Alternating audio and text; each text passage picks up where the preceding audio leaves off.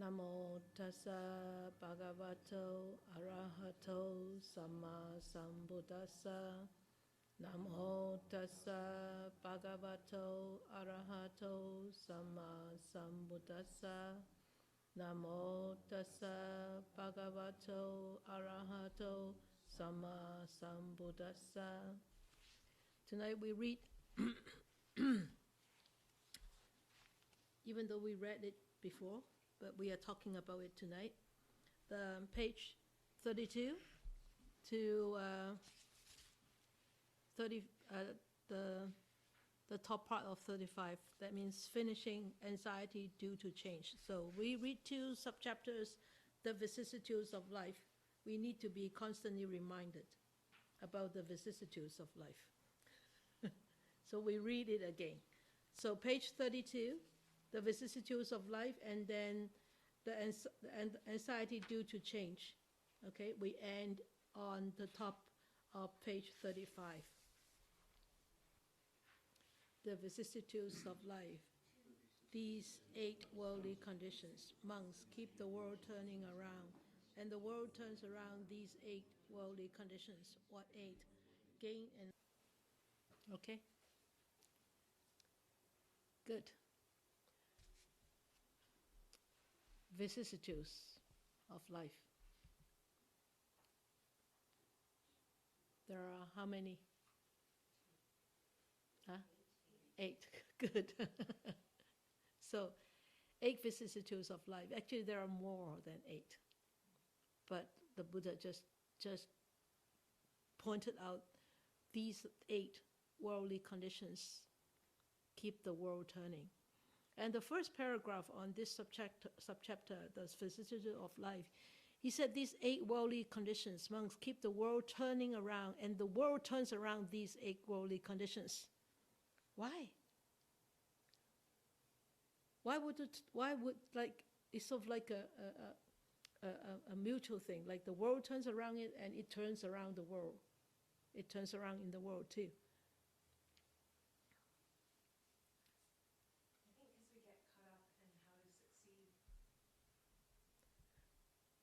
We get caught up. Yeah, the world turning around it, and the world turned around these, and these 8 conditions keep the world turning, and the world also turning around us. So it is sort of like a what? You know, one of those little, huh? A top. Yeah, little thing, the spinning top. Yeah, when it spins. You think it is only it spins? It doesn't, no. And the air around itself also spins. You see? And what makes it stop? Because it doesn't have the power anymore to spin. So the air around it cannot support it to spin anymore. Or like a boomerang. You throw that boomerang out, and the way it's designed, it catches that kind of movement, the current, and it brings it back. You see, whenever there's a movement, there is something turning or going, there is always an anti-movement going together with it, isn't it? Right?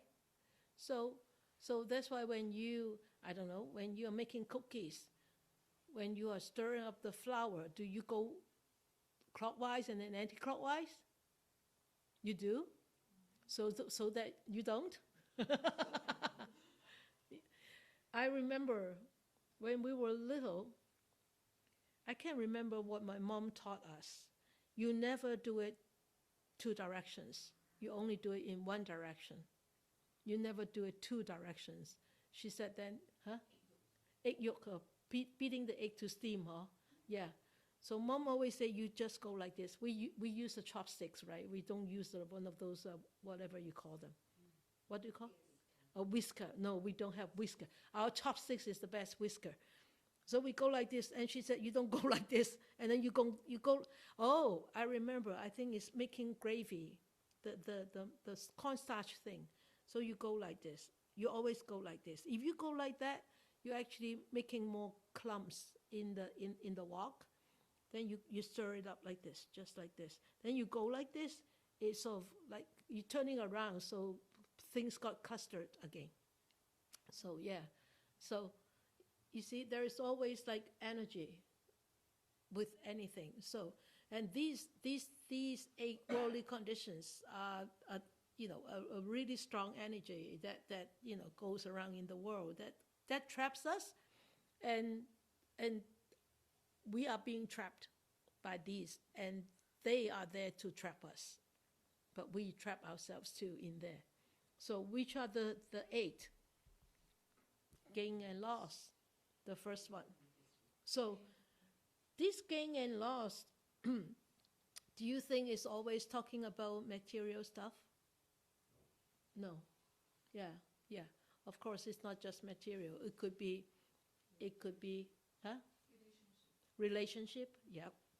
Yeah. It could be your possession. It could be a relationship. It could be anything. Material, mental. All right. And fame and disrepute. So this you can see this is driving the world around. Fame, driving the world around crazy and driving people around crazy. Fame. So anybody who is on the headline of the newspaper, whether it's good or bad, there will be fame for them. And a lot of people are actually really running after this particular. And the fame can become such a poison that people could lose their principles, step over boundaries,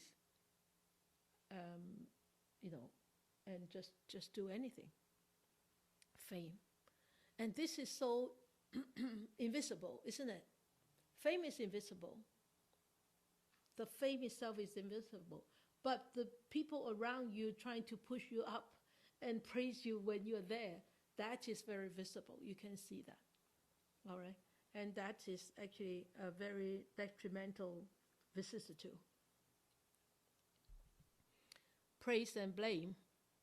Oh, we all like to hear praise. Don't talk to me about blame. Don't blame me. You're blaming me.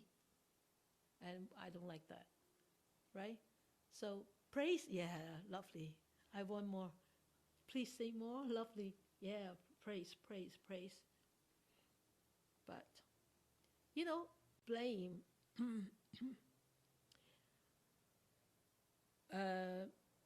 Sometimes blaming is really not too bad, I think. Can you see it? Exactly, yeah. Creative or helpful advices. You think that we're blaming you, right? So, and you don't like it. But those could be a way to actually help one grows or help one come out from one's arrogance or difficulties, or to improve better. And pleasure and pain, we are all trapped in this. Okay, the first 3, maybe as we grow old, we think, oh no, I can do without this, no problem. Gain and loss, I've come a long way. Fame, no, I live such a frugal life, and no fame for me. It's okay, and I'm a nun. And praise, no, I'm a nun, and but pleasure and pain, this could affect anybody in any walks of life and any stages of life. It could be physical, it could be mental, it could be both physical and mental at the same time. Like pain. You don't need to be like retching pain to be painful. You may have a day of a long day of work, and you feel so tired that you don't like that tiredness. That is pain. Yeah, and you cut your finger and you don't like that cut. Of course, nobody wants that like that cut, right? I'm sorry. Nobody likes that cut. And pain, and if you hate that pain, that could create so much difficulty for you, right? So pleasure and pain, when we are getting older, I think we experiencing more and more physical pain, but it's important, remember not to react to the physical pain, to make it become a mental pain. Otherwise, you'll be stabbing yourself with the second dot. Yeah, we talked about that last week. Yeah? Second dot. Keep stabbing yourself every day. You don't die, but you keep stabbing. You die, it's okay. You stab once and you die, that's okay. But you don't die. You keep stabbing, but yet you keep stabbing. Don't do that. Okay? So he said in here, an uninstructed worldling. So that means an uninstructed person. He does not reflect on it. What does he not reflect on? What does he not reflect on? He does not reflect on those 8 vicissitudes or any vicissitudes in life. That is impermanent. When we are stabbed by the pleasure or pain, fame or disrepute, gain or loss, when we step by that, we think, geez, this is terrible. And you start to lament, you start to sorrow, you start to suffer. Or we start to lament, we start to sorrow, we start to suffer. And that's what I talk about just now during meditation. What is mindfulness about? 2 things about mindfulness. I just gave you that answer half an hour ago, 20. Remembering. Oh, that's good. Oh. And then the second one is? Oh, the first one is? This is second one, the first one is? Observing. Great, taking notice, yeah. You see, that is sati in Pali terms. It actually has 2 parts to it. Observing, that means knowing, noticing. And then the second part is remembering to notice. Remembering that it is impermanent, so that you don't dwell into it for too long. Yeah? So a lot of times we suffer, we lament, we sorrow because we forget. We forget this is impermanent. We said, when is it going to go? I want it to go away right now. Sorry, you have no control. Can you make the wound heal faster? No. When you're younger, the wound may heal faster. When we get older, the wound will take longer time to heal, because new capillaries take longer to come out. When we are younger, new capillaries grow faster. Yeah? So we forget. And when we forget that is impermanent, we will be bound up by suffering. We'll definitely sorrow and lament. And then when we sorrow and lament, that time we suffer. We start to suffer. And remembering suffering. What is the Pali term for suffering? Dukkha. What does dukkha mean?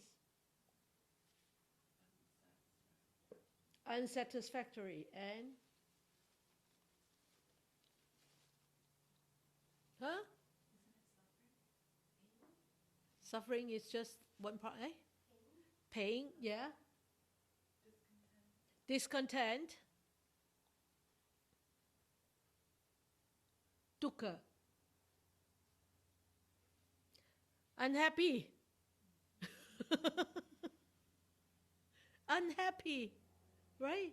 So that's suffering. And miserable. So this is bound up with dukkha. Dukkha, dukkha, dukkha. Constantly remind yourself. When you start to dwell into any one of these 8 vicissitudes, remember, if you forget that it is impermanent, and you start to dwell into that miseries. Oh, I'm painful. I am so bad. Oh, they're blaming me. I'm such a good actor. And you start to actually dwell into the well of suffering, the well of dukkha. You go deeper and deeper and deeper. The deeper you go, the harder you come out.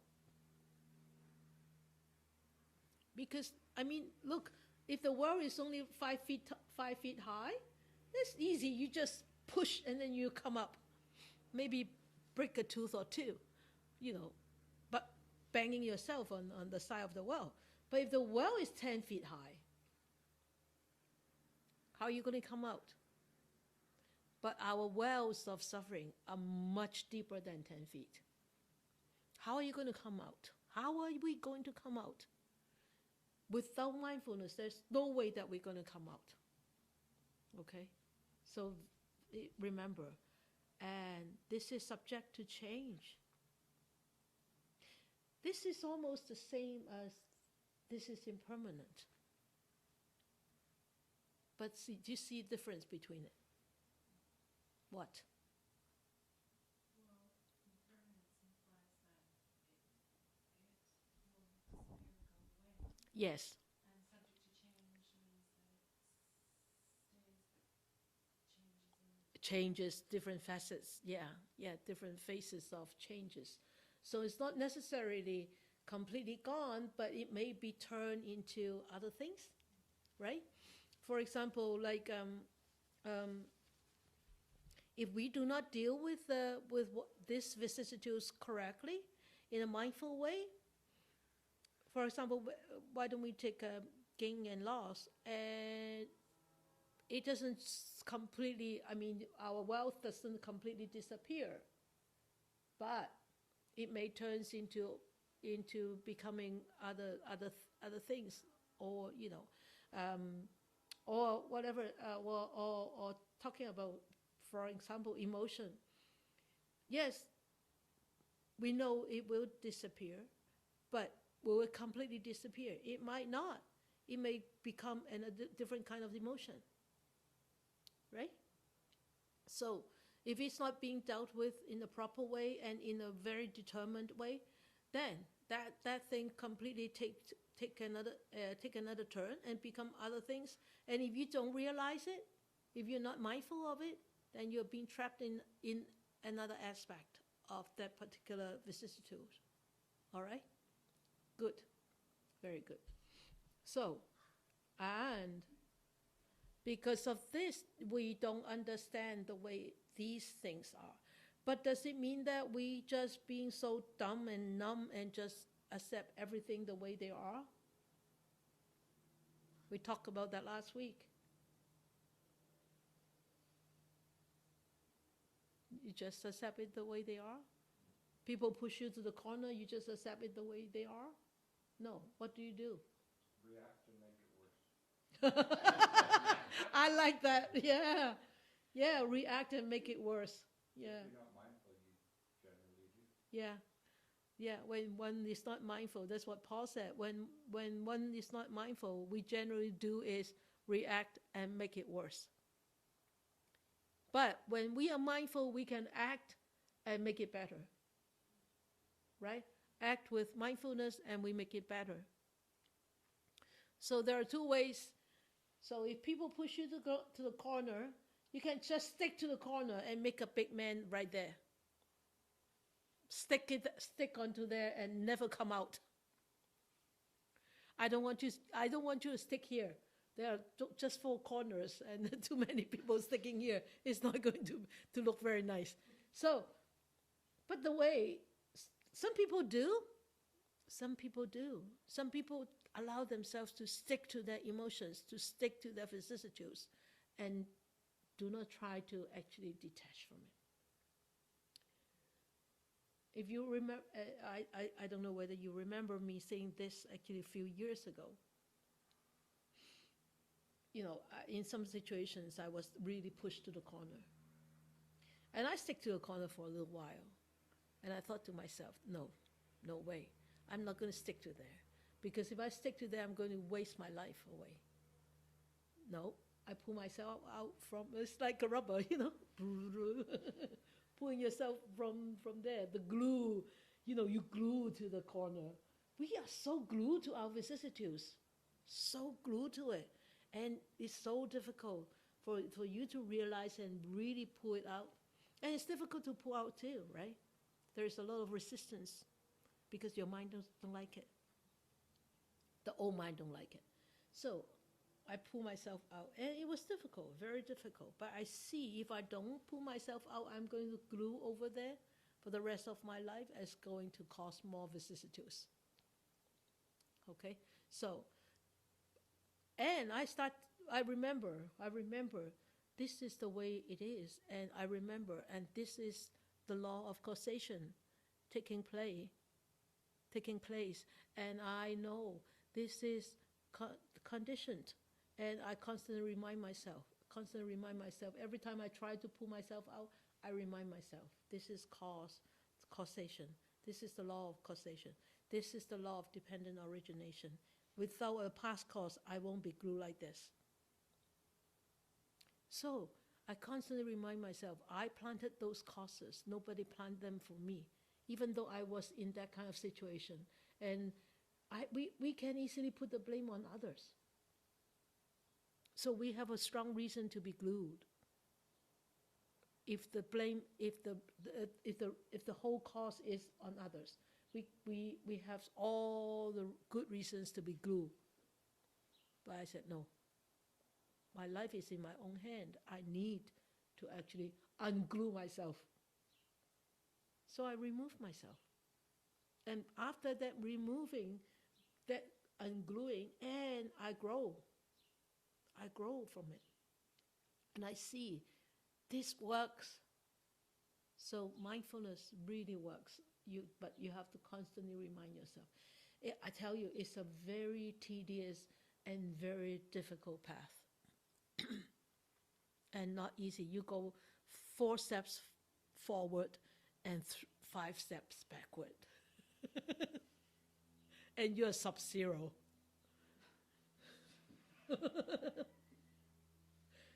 Then you go again. 6 steps forward and 5 steps backward. Then you're above zero. Then you go again, back and forth all the time. But don't be afraid of that. Don't be afraid of that, because that's where you grow. That's how you grow. Going backward, forward, that's you grow. You grow with that. You build up that stamina, that resistance. But with an instructed worldling, instructed person, he reflects on this as this gain is impermanent. I know this arises, it changes, it will go. Right? And if I'm so glued to this, I am bound up with dukkha, suffering. There's no other way out, right? And it's subject to change. And I want to go back to bound up with suffering. So I remember Liz asked a question last week. So we cannot enjoy life? No, we can enjoy life. But when the enjoyment is gone, we don't lament. We don't sorrow. We don't dive into that craving. I want more. I want to come back. Stay here and stay. No, okay. So we don't bind ourselves up with the suffering because it's gone. It doesn't mean that we cannot enjoy life. So because an instructed worldling understand the way things are. Because we are only one of the conditions that make the situation the way the situation is right now. We are only one of the many conditions. You got it? So don't think that we are very big. We are really just a tiny, minute drop of water in the ocean. But we are a part of the ocean, but we are just one drop. So every how the ocean moves around depends on all the conditions, and I cannot have that control. I cannot have the total control. So So because of this, then he will not be elated by gain, or he will not be dejected by loss, right? So when you are gaining, then you don't have to be, oh, you can. But when you lost, you don't cry, okay? But you just stop laughing, that's all. All right, okay? So when you start crying by the loss, then you remember and then smile. Because after the loss, I may be able to gain, right? And after the gain, I will definitely lose. All right? So that is it. So I want you to reflect on this. How have you been dealing with vicissitudes in life in the past? Oh, everybody has that. Wanted to dig a hole and hide, right? Poorly, huh? Okay, good. At least you know. So, have your attitudes changed? Good. How often and how fast? Slow, but it's happening. Good, good. Remember, I always say practice makes progress. Yes. All we need is progress. We don't need to reach perfection yet because it's too far away.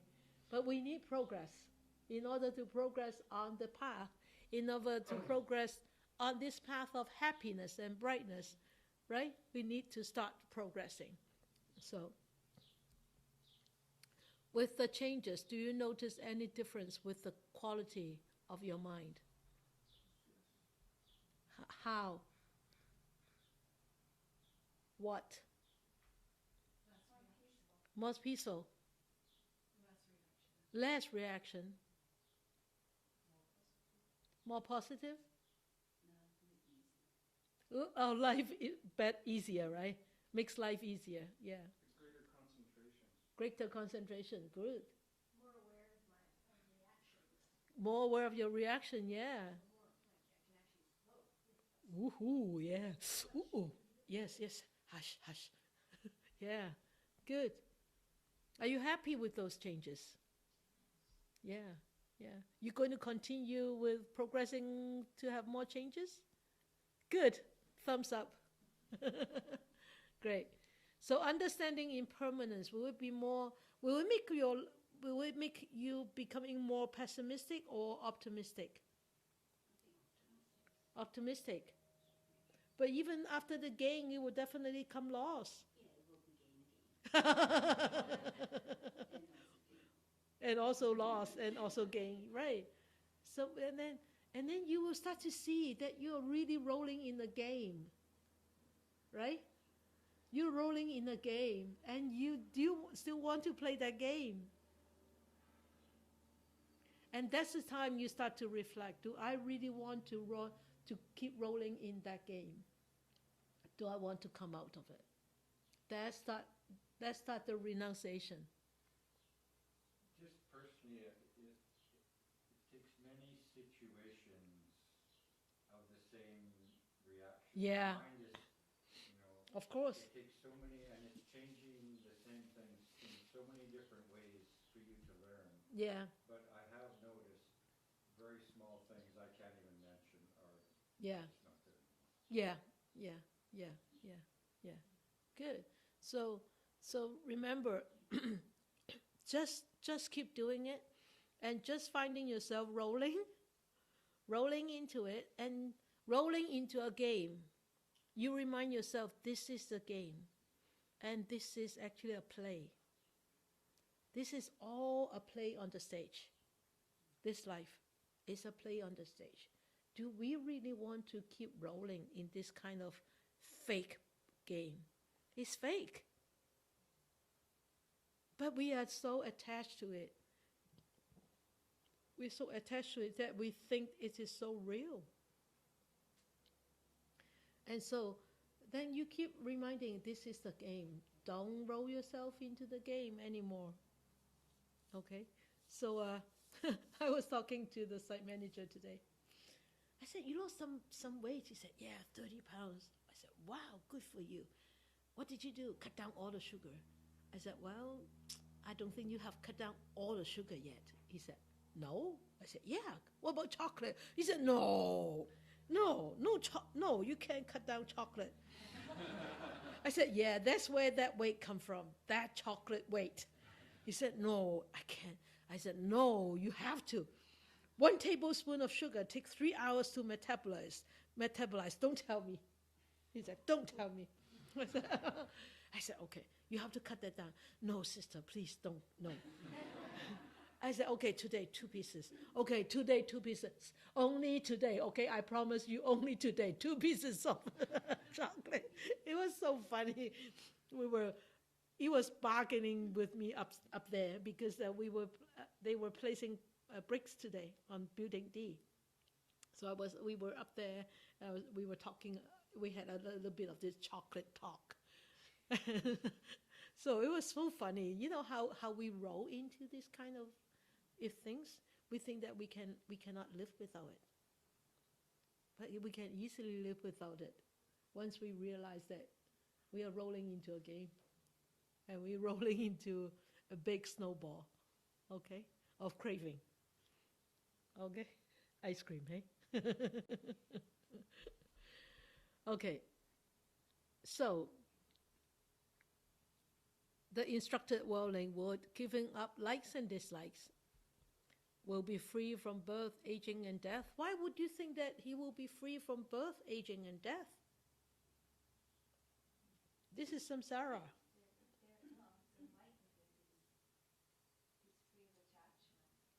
Yeah, but even just giving up likes and dislikes would be free from birth, aging, and death. Really?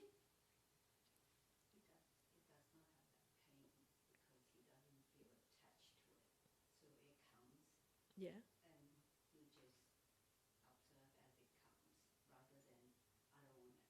Uh-huh. I want to be young, or I don't want age.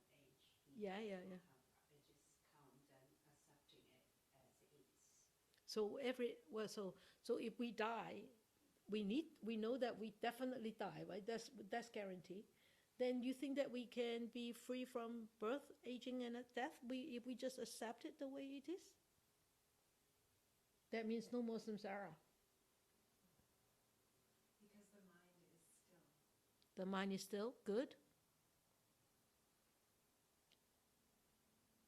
Because it understands the true nature of impermanence. Okay, true nature of impermanence. Okay, you are all talking about theories. Yeah. Because remember the 12 links of dependent origination? What is at 12 o'clock? Ignorance. Where what leads to what ignorance lead to? All down there, here. 7 o'clock.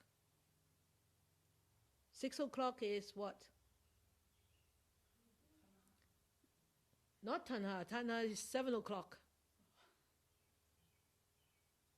Tanha. 6 o'clock is feeling. Vedana. And then Vedana, then you have what? Tanha. Craving, right? Because of craving, then you will start to dislike. Yeah, you start to dislike and like. Clinging. So, we already have so much likes and dislike right now, right here, within this little body. But every time we react with more likes and dislike, aren't we piling up? Aren't we multiplying? Right? So in order for the old stock to be eradicated, we need to stop multiplying first. But aren't we constantly reacting? Yeah. So we constantly likes and dislikes, so we constantly add more to the stock. So if we can really, really, really actually giving up all likes and dislikes, that means we are so wise. We're not ignorant anymore. Then we will be totally free. Of course, this is the most ideal. But it's workable, it's possible. Don't feel that it is impossible. Otherwise, how come we will have the Buddha right here? We will have all the past saint teachers, right? So remember, it's a path of growth. It's a path of progress. Remember to constantly go from there, from here to there, from here to there. Constantly, take one step at a time, one step at a time. So at the end of the day, we will be free from all the sorrow, lamentation, pain, and dejection and despair. And because of that, we will be completely free from all the sufferings. Because once we are free from here, from birth, aging, and death. These will not be there anymore, right? And this is the distinction, the disparity, he said. This is the distinction, the disparity, and the difference between an instructed noble disciple. Remember, noble disciple, because this is a noble path. And only people walking on this will become noble. Okay? And this is the difference between an instructed noble disciple and an uninstructed person. All right? So this is what this whole vicissitudes of life talk about. Wow, I thought I could do more. But we could do more. Anxiety due to change. Do you want to do more, or you want to do discussion? Do more? More? Oh, more. Okay. Anxiety due to change. That means anxiety, emotions because of changes. Okay? So he says, how is there agitation through clinging? Oh, sorry, it came out all in one lump. Regards from a self. Can you give me an example of this?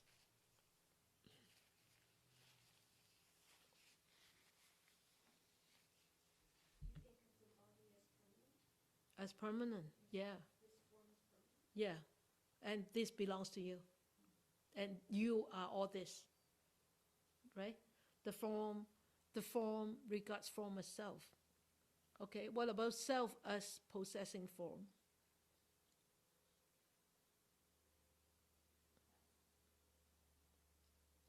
That's more the thinking you're unchanging, you're permanent. Can you give me a The form is permanent? permanent. Okay, so that's almost the same as the first one then, but this is different. Self as possessing a form. I am my tattoo, I am my hair, we define ourselves by the things we think of ourselves as. That could be, yeah. And what about your shadow?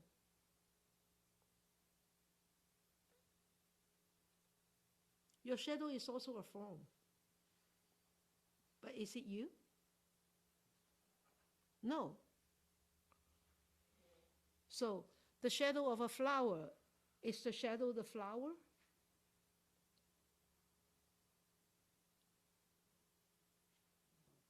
No? Well, it simply is the shadow of the flower. It doesn't mean it is the flower. No. So that is self as possessing form. Self as in possessing form. That means the shadow, your shadow, is not your own existence right now, your body. But it does have a form there. It does have, it owns form, but it is not that self. The first is regards from a self. Yes, we regard this as us. Or we look at the oil lamp, the flame and the color of the oil lamp is inseparable. Right? So we, the mind and the body, is inseparable right now. But where is the self? What is the flame? What is the self of the flame? Is this the color? Or is it the form? Is it the form of the flame? You see, that is regards form as self. But both the color and the heat and the shape of that flame are inseparable. Okay? So self as possessing form,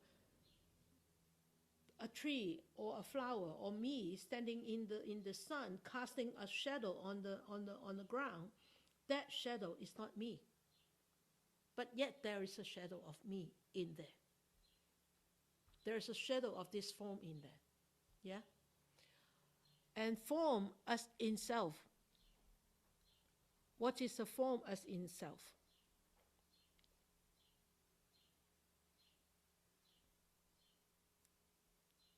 Remember, don't be bound up by your concept of a form. A form is not necessarily like this. A form could be color, could be smell, could be taste.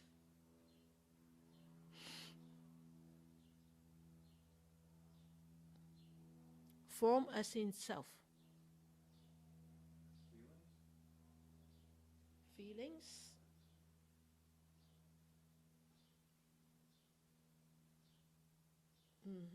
Feelings, okay. Not quite. What about fragrance in a flower? The scent from a tree, from a jasmine bush. Huh? Huh? Say that again. Essence. Essence?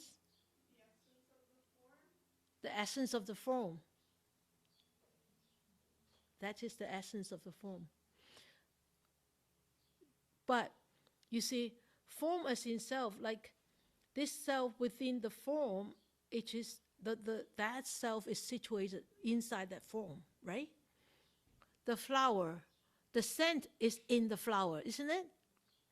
The fragrance is in the flower, right? They are inseparable, right? Yeah? So that is form as in self. The self is the flower, the form is the scent, the fragrance. So, Laos, I tell you, I ask you. Okay? Okay, the last confused one. Self as in form. What does it mean? A self inside, situated inside a form.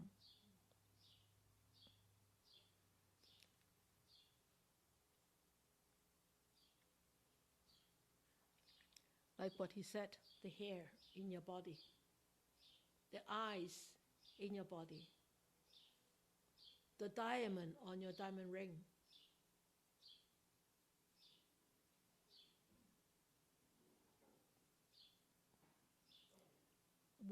One thing, there is a self.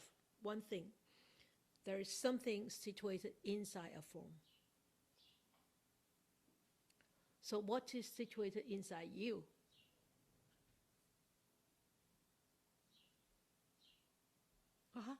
You don't have anything? You don't have skin, you don't have hair, you don't have cartilage, you don't have wrinkles, you don't have tears. Do you have a ring? You have a necklace? So you have a gem there? The gem in the necklace? That is a self in a form. A form of necklace. But there is something special in there. There's something tangible there. There's something solid in there. But it's different. I don't see the difference between form as in self and self as in form. Form as in self and self as in form. Form as in self, that means the scent in the flower. The flower is the self. Do you have another example?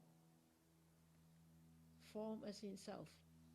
Scent in the flower, taste in the food,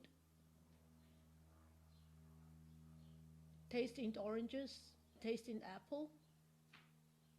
The apple is the self. Yeah? And the taste. Now? Yeah, you get Can you say the character is the characteristics. You can character, the character of the self, personality of a person. the personality of a person is the form in the self. Yes, is it? I think so. I think you can say that. Yes. Because the scent in the flower is the character of the flower, or the shape or the color of the flower. But it's more of the color, you can see it as a form, but the scent, you cannot see it. But the character, you can see it. But Not character, the person, personality, yeah, the personality, we cannot see it. you can see personality. You can see personality, but not in like a form. You can see personality, but rushing. You can see that is a rushing personality.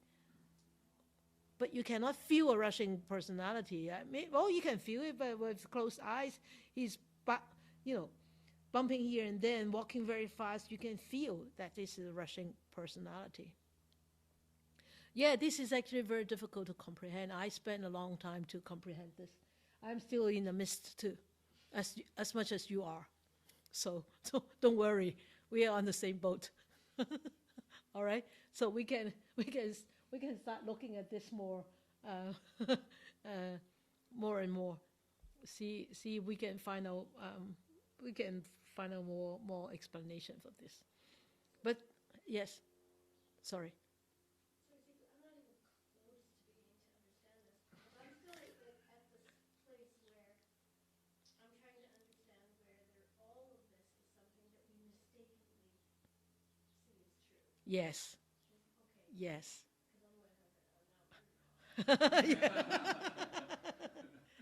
Yes. Yes. Yes. That is the whole thing about this chapter. We mistakenly seeing this as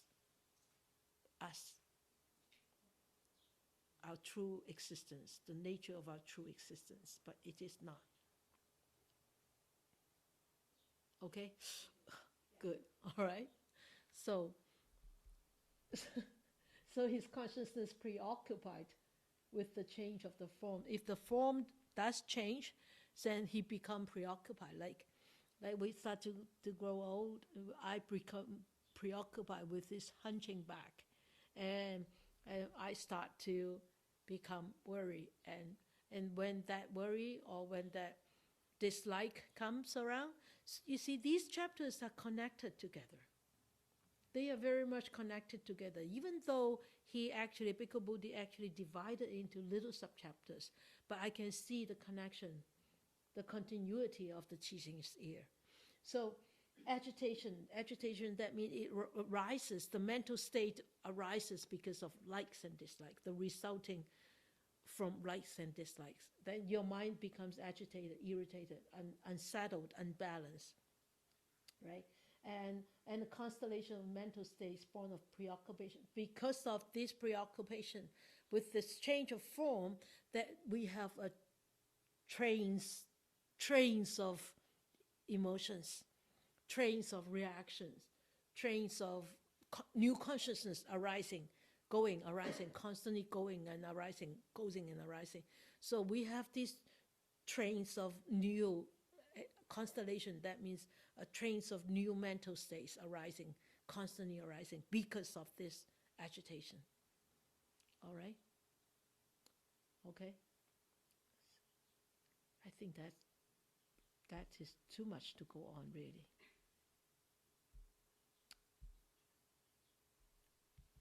Let's see.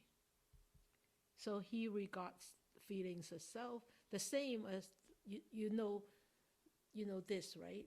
The first one is this form, and then the second one is feelings, and the third is perception and volition, formation, and consciousness. What are these five called? 5 khandhas. Yeah, the 5 aggregates, right? So that means he actually is so much attached, so much clinging on to just this form and also this mind, this mental state, this physical state and also this mental state. Yeah, because of this clinging. So that's why there is so much agitation. All right? So we will finish this. So for a non-agitated, the Buddha said, now I tell you, how can we reach a state of non-agitation? Through non-clinging, so simple. Non-clinging. So simple, yeah. The instructed noble disciple. We are all instructed noble disciple. We have been studying the Buddha for eons, this lifetime. So we are well instructed. So we know, a seer of the noble ones, he said, is skilled and disciplined in their Dharma. So we constantly check ourselves. Are we skilled? Are we disciplined? No? Then you better improve yourself more, all right? And then he start going all this. He does not regard form as self, all right? And then he does not regard self as possessing a form. Now this become clearer here. Or form as in self. The scent as in the flower.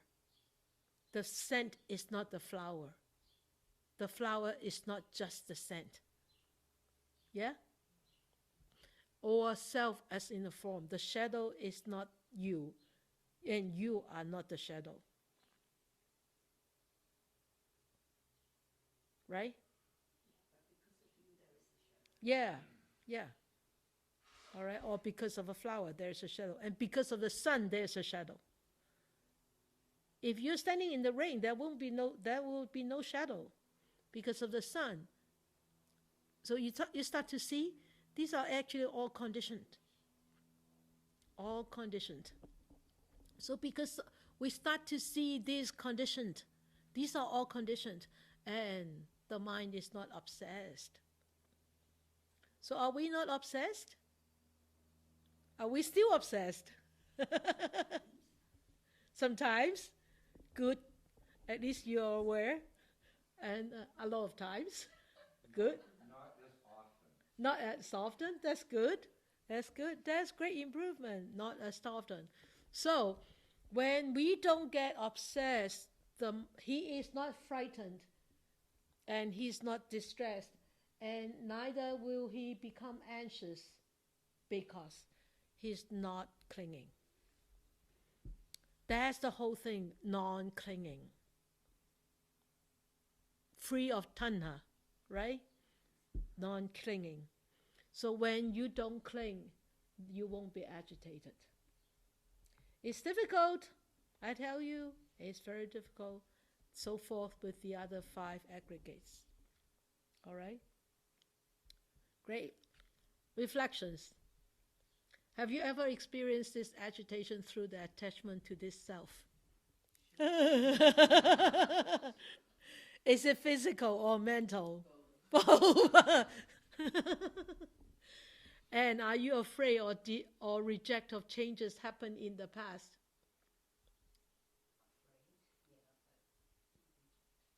Not rejecting? Afraid of changes in the past. But what about now? How did you deal with them in the past? If there are changes. Huh? Worry, yeah. If you think that, oh, well, I need to move away from here, and then you will start to dwell into the future and start worrying about that future, which is unrealistic, isn't it? It hasn't happened yet, but we do that. And that because of that clinging to the future, we start to roll ourselves into the agitation. You see? So now, after having studied these few passages, can you think of any other way that you would like to use to deal with that situation? Non-clinging. How? Meditation. Really? All the time works? Every time works? Most of the time, it does. It does, really. It does work because it allows the mind to settle down. and you start to see the problem. You start to see the way you're clinging onto it, actually the way you're hurting yourself more and more. You're not hurting others yet, but you hurt yourself more and more. And you start to get wise. No, I need to stop hurting myself. It's true, she's right. Meditation really is the key word. Allow yourself to settle down, right? All right. So you can do some of these reflections at home. All right. Huh? Every day, yeah. All right. No more questions? Lots of questions? Okay, save them. Okay, we dedicate our merits.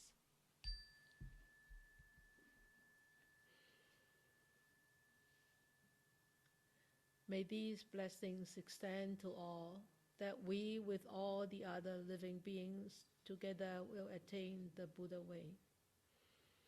May we share all our benefits by hearing the words of the Buddha with all sentient beings, human, non-human, visible, invisible, big or small, far or near. May they be free of enmity and miseries. May they start to find a way to liberate themselves from their own sufferings, miseries, dissatisfactions, unhappiness, and be truly happy and peaceful. May we wish more and more people will encounter the words of the Buddha, practice them, study them, and practice them, and help themselves to untie all the entanglements in their lives.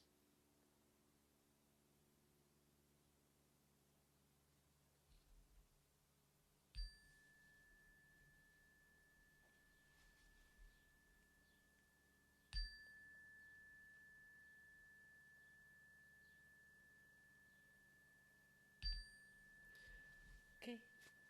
Good night. Good night.